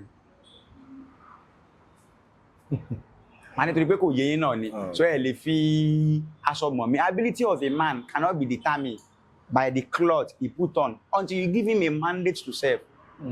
Ọlọ́run dẹ̀ sí gbogbo iléèwé tí mo lọ pátápátá mo máa ń jẹ́ good ambassador fún ìṣẹ̀ṣe torí pé orúkọ téèyàn gbé lọ́wọ́ yẹn because ṣe mọ̀ tẹ bá fail wọ́n á sọ fún mi pé àwọn oníṣẹ̀ṣe ò mọ̀wé tẹ bá pass wọ́n á lóògùn lẹ́ṣe nǹkan tí wò kí wọ́n natural tẹ bá bímọ wá ní ọmọ tẹ lọ tọwọ́ lọ́dọ̀ òrìṣà tẹ bá tún bímọ wá lẹ ti fọmọ yín ṣòwò tẹ bá ra mọ́tò wọ́n á ní ó ti ṣògùn owó tẹ bá tún jẹ́ akúṣẹ̀ wọ́n á ní àwọn olóríṣà aṣọ wọn máa ń pọ́n ni anything tẹ bá ṣe tẹ bá show brilliance yín bẹ́ẹ̀ wọ́n á ní. wọ́n máa find the fault kan. èmi kúkú àwò pé Ifá ti sọ fún wa pé ẹnu ṣe méjì ẹnu èèyàn bó bá lówó wọ́n á ní ìlẹ̀ ò bàbá olówó bó bá sì tún ní wọ́n á ní ìlẹ̀ akúṣẹ̀ Ifá ní pẹ̀lú olówó kúkú dájú pẹ̀lú olòṣì lọ ó sì dá kí ó kúkú dá kí n kúkú wà ní ibi tó dà yẹn jẹ́ n lówó lọ́wọ́ jẹ́ kí n jí ọ̀mọ̀wé kẹ́ lóògùn ni mo ṣe jẹ́ kí n dí arẹwà jẹ́ kí gbogbo nǹkan mi kó wà intact so ìyẹn jẹ́ challenges. ṣé wọn sọ fún yín rí pé ẹjọ́ Falz the bad guy. bàbá ṣé mọ̀ pé láìpẹ́ yìí kò sí post tí bàbá post sí TikTok mi máa ríyàn tó máa sọ meanwhile nígbà tí mo lọ serve ní Bayelsa ọmọ Igbo tí ò tiẹ̀ gbọ́ Yorùbá ló sọ fún mi pé guy you resemble Falz mo kàn bẹ̀rẹ̀ sí rẹ́rìn pé èmi ń kọ́ one ó dà pé àwọn ò kọ́ èmi ò ríra mi bẹ̀rẹ̀ anyway but àwọn èèyàn máa ń sọ. àní ohun yín mannerism yín bíi Falz ni. Falz tẹ bá ti rí fídíò yẹn jọ ẹ rí ta sí mi ní contact èdè ò bá pè yìí o kábí bàbá Fálànà pé alpha falẹ̀ ṣe jẹ́ àbí kábí bàbá Fáwùú náà pé alpha ṣe mi ò mọ̀. ẹ jọra physically facially then mannerism yín náà bíi then voice. You know, ṣé comment àwọn èèyàn máa ń kọ sórí post mi lẹ́bi sọ ni àbí fẹ́ ṣe. First time I saw your movie like this. mo ní táwọn èèyàn ṣe máa ń sọ fún mi ní ẹ̀mí ọmọ o. ẹ tí wọ́n sọ̀rọ̀ bí owó yín tí wọ́n jẹ́ bọ̀bọ̀ yóò ń ṣe Falz náà ṣé wọ́n ìwà ni. méjì lọ́lọ́ máa ń dá èèyàn. Oh my God mi ò mọ̀ àwọn èèyàn máa ń sọ. tí Falz bá dáràn bí kan tẹ́ bá gbàbẹ̀ kọjá wọ́n mú yín sọ́wọ́ jù. kò dẹ̀ Amẹ́ríkà ò dẹ̀ dàbí ìgbà ayé orí olórí bákan ló passport Falz fi travel out. Falz ò dẹ̀ kì í ṣọ̀daràn ẹ̀ kì í ṣọ̀daràn yẹn dáadáa ni wọ́n dó inú mi dẹ̀dùn páwọn èèyàn rí mi fi wé èèyàn gidi Falz olórin tó wà versatile ni wọ́n dẹ̀ ṣe dáadáa so Falz Ọlọ́run á máa tẹ̀yìn síwájú èmi náà dẹ̀ ní ṣe tí ò dáa tí wọ́n fi tàgẹ̀ morúkọ yìí bọ́ mi ò mọ̀. ọmọ yín kan wà wọn kékeré she is obìnrin very eloquent very deep into that your traditional religion. Báwo lẹ ṣe kọ́ tó fi mọ̀ dé level? Ṣé n pé mo sọ wípé Ifá deep gan. À ń pè ọkọ ní àkọsẹ̀jáyé, ẹsẹ̀ ń dáyé. Ifá ti sọ pé nǹkan tó máa ṣe nìyẹn. Tí Ifá bá rẹ̀ sọ pé nǹkan kan lèèyàn máa ṣe, tó bá ti ń tó àsìkò yẹn, manifestation yẹn á máa jáde. Ó wá kù sọ́wọ́ yín. Ẹ má sọ̀rọ̀ yín lọ, ẹ má sọ̀rọ̀. So ó wá kù sọ́wọ́ yín kẹ́ ẹ bá ẹni yẹn kẹ́ ẹ work around there. Ṣé rí èmi believe pé àdá ọmọ kan kọ́lọ́n jẹ́ kí gbogbo abiyamọ ayé kó jèrè ọmọ ẹ̀. Àmín. And ibi tí màá ti advice gbogbo àwọn òbí àtàlágbàtọ́ lélẹ̀ láti kékeré ni kẹjẹ ká ti máa fi ẹsẹ̀ àwọn ọmọ wa lé ojú ọ̀nà. Ọkàn ọmọ dàbí white handkerchief ni tó jẹ́ wípé anything tẹ́ bá kọ síbẹ̀ ó máa project ẹ̀ síta. Nígbà tó ọmọ bá wà ní ọ̀dọ́ tó wà ní èwe anywhere tá bá tì wọ́n sí ibẹ̀ náà lọmọ yẹn máa lọ. Nǹkan yẹn náà lọmọ yẹn dẹ̀ máa exhibit títí tó fi máa débi tó ń lọ. So nígbà tí Ifá ti sọ irú ọmọ tó jẹ́ tí wá ní láti support ẹ̀. So a dẹ̀ rí pé nǹkan tí Ifá sọ nípa ẹ̀ yẹn ó ń gbé hàn lóòótọ́ kò ń ṣe pé bóyá ó ń ṣe mistake.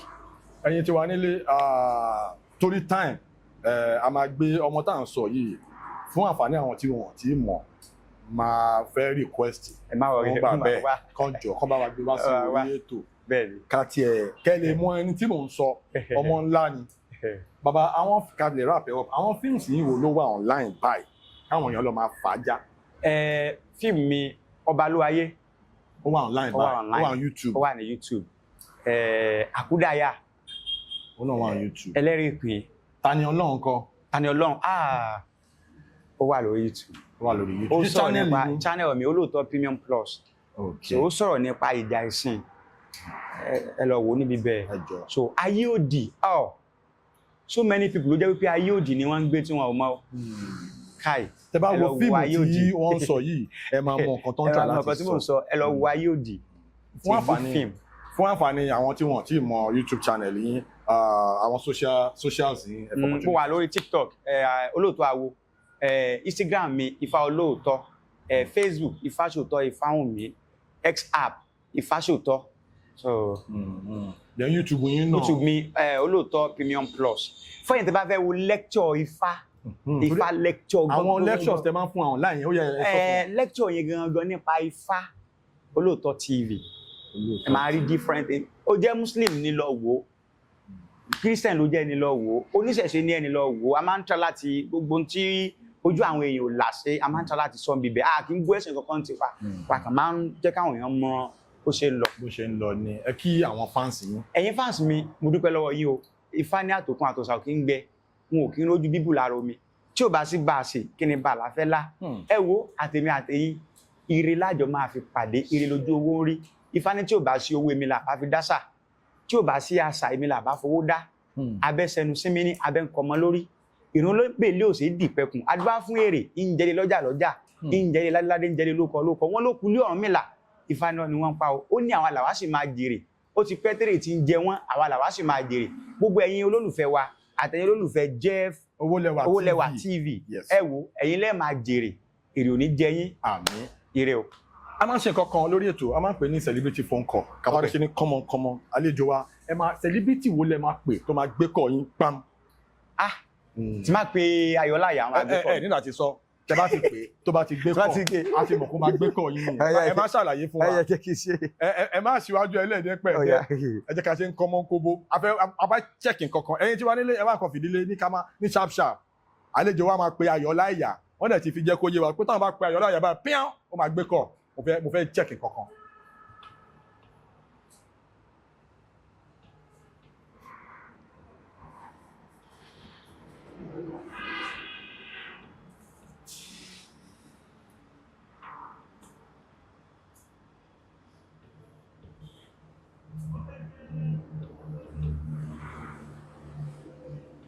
Fóònù ríngì o, fóònù Ayọ̀láyà ríngì o. Bọ́ ẹ kì í pè lórí WhatsApp.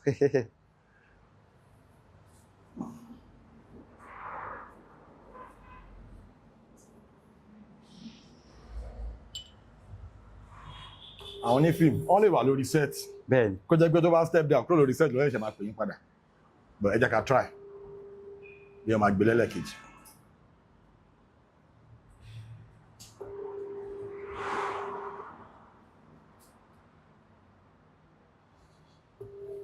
Ayọ̀ máa padà pè yín padà ni torí ó lè wà lórí tí wọ́n máa ń busy on busy gan. ó lè wà lórí set.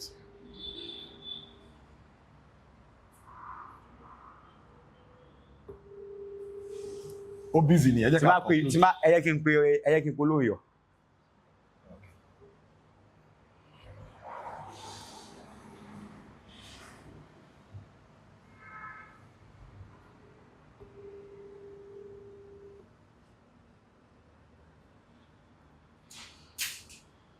iye bàbá mi àjẹyè ni o sálàfíà lè wà mo wà lórí program kan wọ́n á ní kí n pe celebrity tí mo bá mọ̀ pé tí n bá pè lọ́wọ́ kan yóò gbé mo wá ní mo jẹ́rìí Ọlásùnkànmí. ayé mi o ẹ lásán àwọn Adúpẹ́. ẹ káàsán olóhùn yọ̀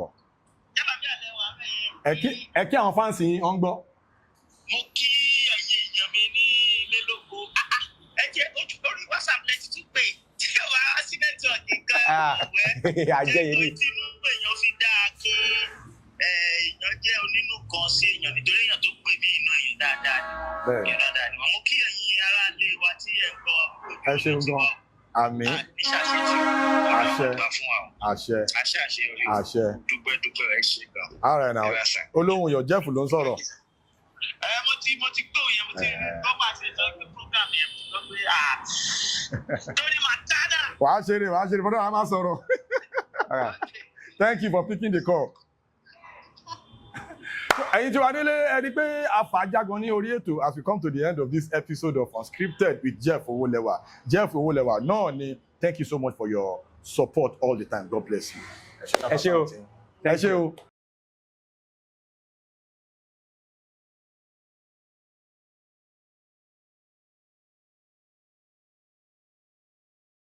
Please subscribe to my YouTube channel and press the notification button.